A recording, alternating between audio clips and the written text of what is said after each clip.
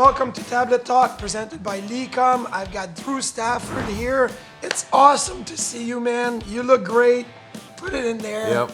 You look like you haven't changed. You could still play. Yeah, thanks, man. I was thinking the first thing when I saw you was the same, man. Oh, no. Yep. You should see how unflexible I am right now. Like, I can't touch my toes. But Hey, man. You were known for your athleticism, so oh, it's my perfect. God. I don't know about that. Maybe diving around mostly. But, okay, well, let's look at what you were known for.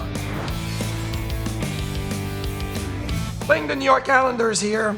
Great play, first off by Mersey. Scott the missile. Scott going in full speed, kamikaze. Then TC making a great play and then opens me up. Connolly digs it free and cycles it around to Stafford. You know, to get create space and go to the net and put it back a high blocker, I guess, on DiPietro. Stafford cuts out in front, backhand score!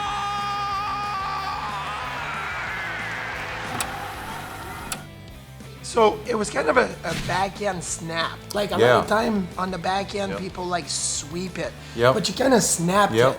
Yeah, I think just trying to get it off quick. You know, I'm more focused on trying to protect the puck. As you know, as a goalie, sometimes backhands can be a little unpredictable and you never really know. It's harder to read a backhand sometimes. So the quicker you can get it off, and for me, I had it in my mind I wanted to go high blocker there, so it worked out. Drew Stafford, oh my! Well, you talk about the backhand and the shootout. So this is you. Oh, man. Now, I think I looked at your shootout. You had 17 shootout goals, I believe, something in like your that. career. So that's pretty good, right? That's a pretty good rate. I think you were close to 40%. Yep. I mean, it was nice to be able to contribute in different ways. What's your approach in the shootout? Like when you pick up the puck at center ice and when you attack the goaltender? Yeah, so I mean, well, first of all, this game was probably one of my most favorite hockey memories of all time, just because of everything that happened during that game. But you can say when I got my butt whipped, and that was good. buddy, you were man, watching you, because I had a front row seat from the penalty box, because I got you jumped in. I That's right. was the first one to kind of jump in there, and I was in the penalty box, standing up watching you. It was the best thing ever. So I got a little shout out to Marty Biron's fighting skills. But anyway, so shootout. For this type of a move, my path, I always wanted to make sure I was going to come in at a little bit of an angle, obviously instead of just going straight down. You know, in this particular, I wanted to kind of come in off of my weak side, meaning going left to right, and then it's a quick little fake shot. As you can see, I open up my blade just slightly right around the hash marks there. That gets the goalies to make a decision if their knees get frozen or whatever it is, and then I'm gonna just cut with my right skate, digging my heel in to the left. That heel really dug in to change the path. Exactly, yep. You know, you kind of turning like an 18-wheeler, you kind of dig your heel in there and you're able to get across. And then sometime, depending on your speed of your backhand, you'll either be able to slide it underneath their blocker, so it's almost like 7-hole, or you can keep going even further if you beat them to go over their gloves. So, but just to score that goal, the scope and the scale of that game, that was a big one. That's awesome. And then last but not least is a goal against the Toronto Maple Leafs. Perfect.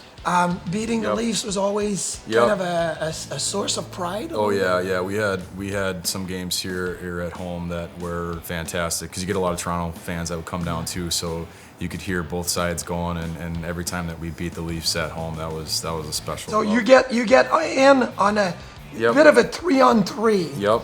And then you take the hard cut to the middle. That's right. Yep. Yeah, so if you rewind it all the way back, I fall on purpose. I lose an edge there just to throw everybody off, so they forget about me in the neutral zone. Here's kind of the play. Obviously, you want to try to get to the middle ice as soon as you can. The more that you stay along the boards, you know, D-men, they'll just leave you out there. So you want to try to find a way to attack. The way I can do that is with a weight shift, kind of, you know, from left to right, coming in and off my weak side. I always liked attacking from my weak side because it allowed me to kind of open up and kind of take a look. So you can see I kind of start looking, I'm surveying, and with my edge work again here, weight shift to the middle, and then as I'm surveying this, I'm gonna shoot while my right skate is planted in a crossover to hide my release, because as you know, as a goalie, you know, you can see a release coming from a mile away if your feet are planted. But if you could mix that together and coming across the seam, high blocker, that's what I have in my mind when I'm making that play. And when you go back to the bench, do you look at Leafs fans and kind of give them a look, or do you look for Sabres fans? No, it's a little bit of both. It's always fun, like I said, that crowd. I mean, a lot of the Toronto fans would come down you know, to watch those games. But man, we had some great games. So it was always great beating those guys. Well, you did have some great games against the Leafs, against plenty of other teams.